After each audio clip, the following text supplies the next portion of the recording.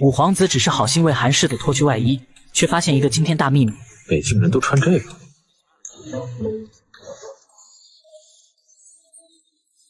五皇子怎么也没想到，韩十一居然是女的，还被他给看了。五皇子满脸通红，惊骇万分。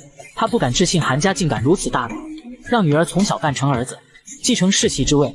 不过韩十一是女子，那就证明自己不是断袖。想罢，五皇子一阵狂喜，决定守住这个秘密。原来女人本是定国公的嫡女，只因5岁那年弟弟被劫匪杀害，为了稳住家族势力，从此她穿上了男装，顶替弟弟成了韩十一。因为韩家手握重兵，又被皇上忌惮，所以皇上特意下旨让韩十一进京扮祖。就这样，女扮男装的韩十一一身奢侈打扮，高调进了京，来到了京城最有名的酒楼，还点名要做最好的包厢听取。一听小二说包厢已经全被订出去了，韩十一当即就不乐意了。得知包厢坐着的不是一般人，财大气粗的韩十一便决定亲自去会会。拿着钱，你可以出去了。不去。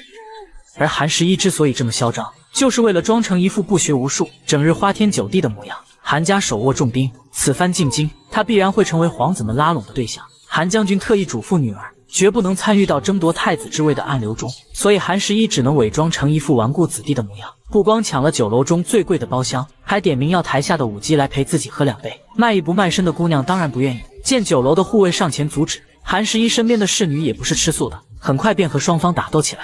这一幕都被包厢中的五皇子看在眼中，吩咐自己的侍卫上前去劝架。不想韩十一身边的丫鬟根本不听劝，3伙人打的那叫一个激烈，连韩十一本人都在一旁加起了油。怎么样？那俩漂亮又能打的姑娘，我帮你打。五皇子还没见过如此嚣张的人，当即叫停了正在打斗的几人，带着自己的侍卫离开了。韩十一自然不知五皇子的身份，还以为对方是服了软。第二天，韩十一到国子监入学，不仅故意迟到了1个时辰，还装作是个不学无术的大草包，先生都懒得管他了。可同样是纨绔的王丞相之子王仲玉却很不服气，便故意挑衅韩十一，还让自己的跟班将韩十一给按住了，要给他点颜色看看。哎呦喂，你这个娘娘腔，别过来，别过来，让我来！哎呦！没想到五皇子会出面为韩十一解围，而他这么做都是另有目的的。他想要拉拢韩十一，让他做自己的伴读。韩十一不愿意也不行，不过他可不是轻易让人拿捏之人。接下来的一段时间，韩十一故意使各种花招折腾五皇子，让他无法专心学习。五皇子整天被闹腾的身心俱疲，但还是按耐住性子没有赶韩十一走。因为韩家手握重兵的缘故，京城很多世家都想拉拢韩十一，他不能让别人抢了先。果不其然，丞相为了韩家，竟然要把宝贝闺女许配给韩十一。丞相特意让儿子把韩十一约到了酒楼，想先看看他是一个怎样的人。而韩十一的表现也不负众望。你妹长得真的很一般，性格又这么泼辣，我长得冒攀，娶她岂不是亏了我了？韩十一，有种再说一遍！凡儿，你这是鸿门宴啊，还埋伏了个女霸王！这毫不客气的话可把丞相一家气坏了，他们不再理会韩十一这个纨绔，直接甩袖离开了这里。而韩十一的一举一动都被五皇子派来监视他的人看在眼里，护卫都觉得韩十一确实是个扶不上墙的烂泥，可五皇子却不这么认为。那天遇到刺客，他躲避的步伐十分严谨，一直躲避着，从未出手。看见我们来的时候，还故意不亲。从交往的蛛丝马迹中，他观察到韩十一不仅会武功，而且饱读诗书，绝不是一无是处的废物。之所以装成一个纨绔的形象，是为了让皇上放心罢了。但韩家他一定会争取过来的。第二天，五皇子便请韩十一来府中饮酒做客。韩十一搂着2个美人喝得好不高兴，而五皇子只是静静的看着。韩十一猜到了五皇子的目的，这家伙是想让我吐真言挑明立场啊！今日把他灌多了，正好试一下他的立场。可韩十一岂会让他得逞？没一会后，他便假装喝多了，2个美人把他扶到客房里休息。等到没人后，韩十一想到了一个可以彻底摆脱五皇子的办法。小爷我现在就给你戴顶绿帽子，看你还能不能忍！随后，韩十一假装醉酒闯入了一美人的房间，美人被吓得惊声尖叫，叫声惊动了五皇子。五皇子赶到时，韩十一还在抱着美人不撒手，美人摆脱他跑到了五皇子身后，韩十一还不肯收敛，朝着美人扑过去，谁想竟然滑倒了。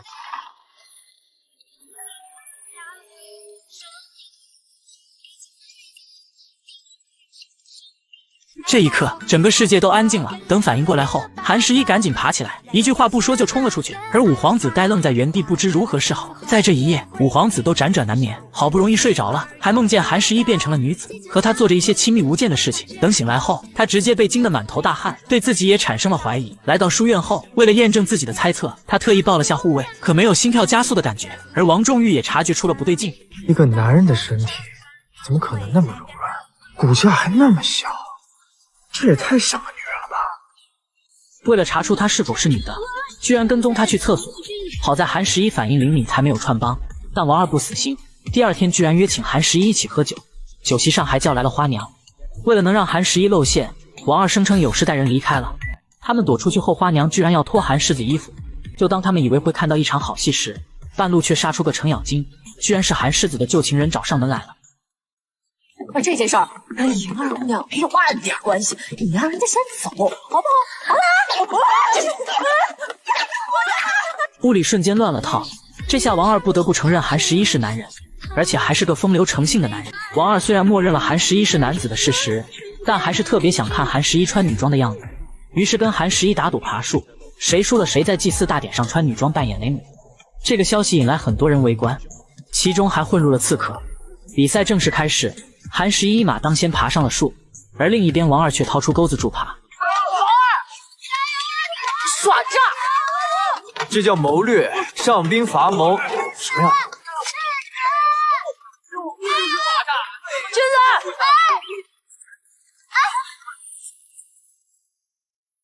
子！眼见王二耍赖，韩十一也不再客气，直接借助鞭子的力量一跃而上，眼见就要够到灯笼了。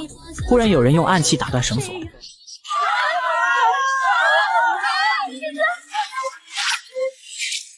好在五皇子及时出手，才躲过一劫。看着季野头发散乱，韩十一以为刚才出手之人是他，赶紧上前道谢。季野，这平素里瞧着你没有心情靠谱，原来是深藏不露啊！你这身功夫实在是太厉害了，可以啊你！季野一脸尴尬，他知道五皇子不想暴露身手，只能心虚的默认。为了表示感谢，韩十一豪爽的要请客，五皇子欣然同意。他现在巴不得天天可以和这个风流浪荡子一起吃饭。众人走后，王二看着断开的绳索，疑心是父亲所为，心里顿觉得一阵内疚，更生气父亲利用自己。李景轩内，韩十一为大家不停满酒，自己却意外喝醉了。十一怕是喝多了，我先送他回府吧。